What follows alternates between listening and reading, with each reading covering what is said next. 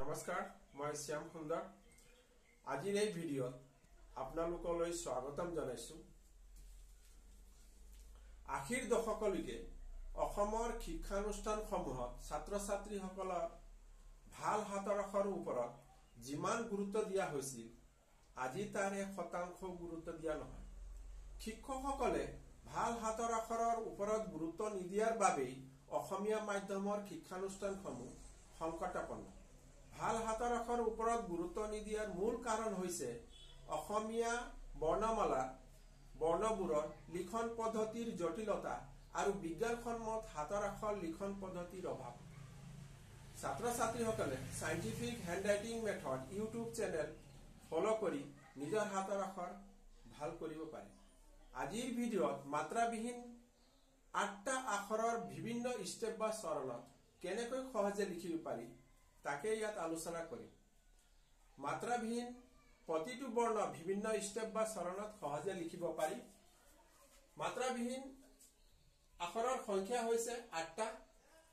এই আখৰটো দুটা চৰণত লিখিব পাৰি। অটো 3টা, নিয়টো 4টা, ওটো 2টা, ওটো 3টা, ধটো 4টা, উঙটো 2টা আৰু ৰিটো 7টা স্টেপ বা চৰণত সহজে লিখিব পাৰি। এই বিভিন্ন স্টেপত আমি কেনেকৈ সহজে লিখিব পাৰি মই লিখি দেখাব বিচাৰো। এই আখৰৰ আদি অংশ ফাৰ্ষ্ট স্টেপ, সেকেন্ড স্টেপ দুটা স্টেপত লিখিব পাৰি। ওই আখৰৰ আদি অংশ first step, second step, third step.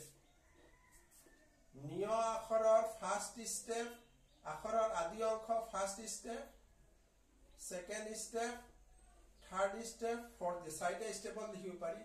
উ আখৰৰ আদি অংশ ফাৰ্ষ্ট স্টেপ, সেকেন্ড স্টেপ।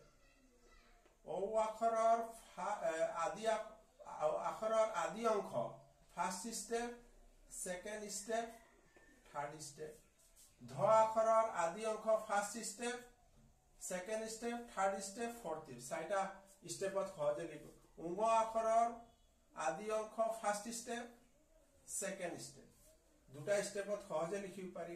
ৰি আখৰৰ আদি অংশ first step, second step, third step, fourth step, fifth step, sixth step, seventh step. ৰি আখৰটো আমি 7টা স্টেপত লিখিব পাৰো। তে আখৰৰ আদি অংশ ব্যৱহাৰ কৰি বিভিন্ন স্টেপত আমি 8টা আখৰ সহজে লিখিব পাৰো। ভিডিঅ'টোত ভাল পালে লাইক আৰু কমেন্ট কৰিবলৈ নাপাহৰিব। ভিডিঅ'টো ইমানে।